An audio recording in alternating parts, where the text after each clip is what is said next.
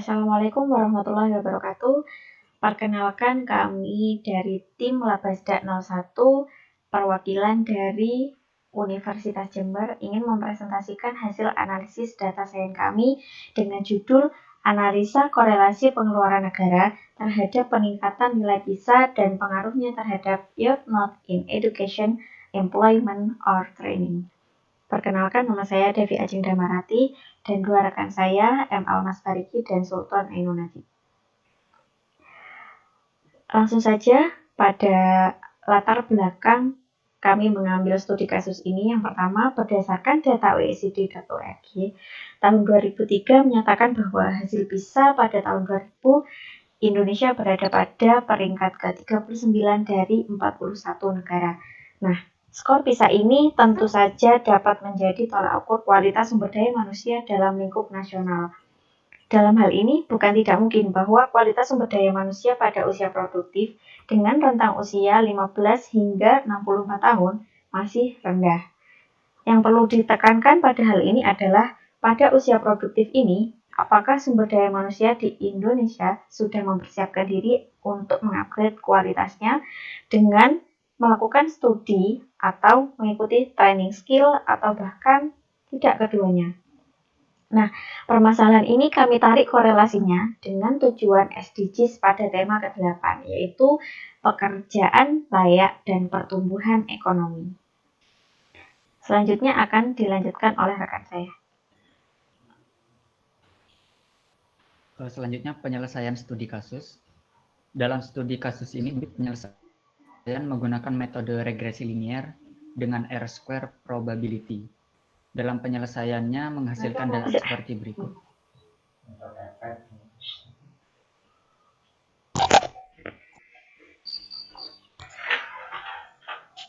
Lalu untuk teknologi, dalam pembuatan program analisa data ini menggunakan beberapa tools dan library. Berikut list tools dan library yang kami gunakan, yaitu Python, Google Colab, API Word Bank Data, Pandas, Matplotlib, Plotly, dan NumPy. Untuk selanjutnya bisa dilanjutkan oleh teman saya. Nah, berikut adalah gambar grafik dari data korelasi rata-rata PISA dengan pengeluaran negara untuk pendidikan. Untuk lebih jelasnya bisa kita lihat langsung pada codingan.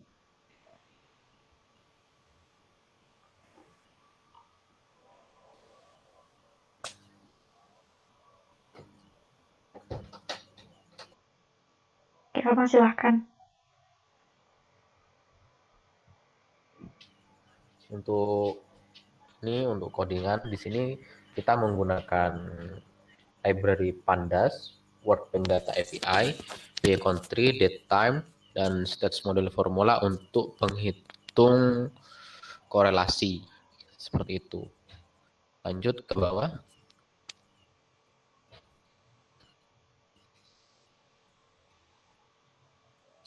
Nah, di sini ini merupakan bar grafik dari rata-rata nilai PISA 2015 di seluruh dunia. Ini di sini kita menggunakan Matplotlib untuk penggrafikannya.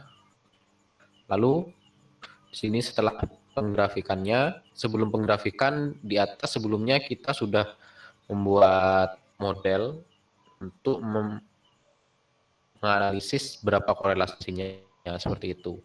Di sini kita lalu mengambil data dari World Bank Data untuk government expenditure per students. Jadi rata-rata pengeluaran negara untuk per students per siswa seperti itu. Di sini ada tabelnya.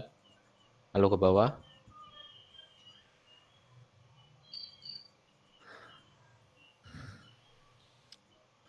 Nah, di sini ini merupakan analisa dari kelompok kami, yaitu di mana average result di sini adalah nilai rata-rata PISA dari setiap negara yang dibandingkan dengan government expenditure-nya. Seperti itu. Coba di bawah, ke bawah lagi. Di sini ada OLS summary-nya, di mana R-squared-nya di sini kita mendapatkan R-squared yang kecil, di mana kita memiliki korelasi 0,448, yaitu di mana 44,8% akurasi, di mana 0,44% itu adalah nilai perbandingan kenaikan average PISA, yaitu rata-rata PISA terhadap pengeluaran negara. Seperti itu. Jadi di sini bisa kita lihat di atas bahwa semakin tinggi nilai pengeluaran negara, maka semakin tinggi pula nilai PISA yang diberikan. Namun ternyata setelah dihitung hanya 40% dari korelasi antara pengeluaran negara dan rata-rata nilai PISA yang benar-benar berpengaruh. Seperti itu. Lalu di sini kita lanjut ke bawah.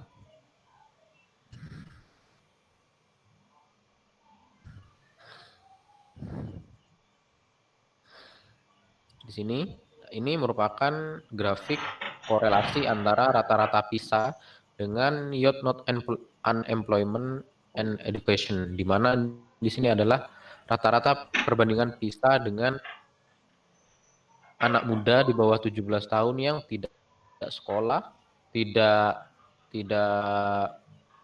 dalam pekerjaan, ataupun juga tidak dalam masa training, seperti itu. Ke bawah lagi, di sini kita memiliki perhitungan, yaitu di mana R-squared dengan 0,59 atau sekitar 60% korelasinya antara nilai rata-rata PISA dengan jumlah pemuda yang tidak sekolah dan tidak dalam bekerja, seperti itu. Mungkin untuk dari sistem dan codingan seperti itu saja. Kami tidak menjelaskan secara teknisnya, jadi kita menjelaskan secara analisisnya. Untuk itu, dari kesimpulan yang kita buat, dari analisis yang kita buat, di mana pengeluaran negara di tahun 2015 di setiap negara itu hanya mempengaruhi 0,44% dari rata-rata PISA masing-masing negara. Namun, untuk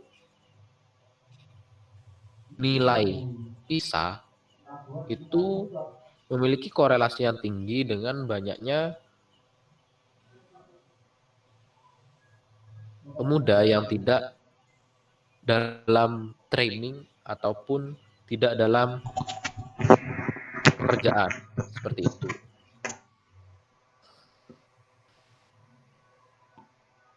Mungkin itu saja dari analisis dari saya, dari teman-teman mungkin. Sudah cukup.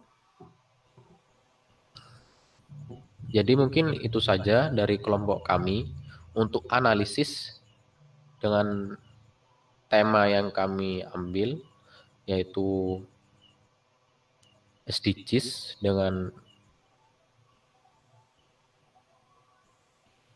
poin ke berapa ya, lupa. Poin ke-8.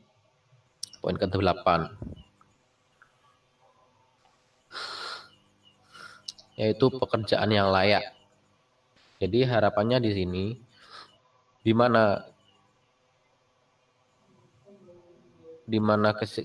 mana kita setelah melihat grafik ini, grafik peningkatan maupun penurunan, harapannya negara Indonesia dapat meningkatkan kembali nilai PISA menggunakan pengeluaran negara terhadap setiap siswa yang sekolah, agar nantinya tidak ada lagi siswa yang tidak bekerja maupun tidak dalam masa training, seperti itu.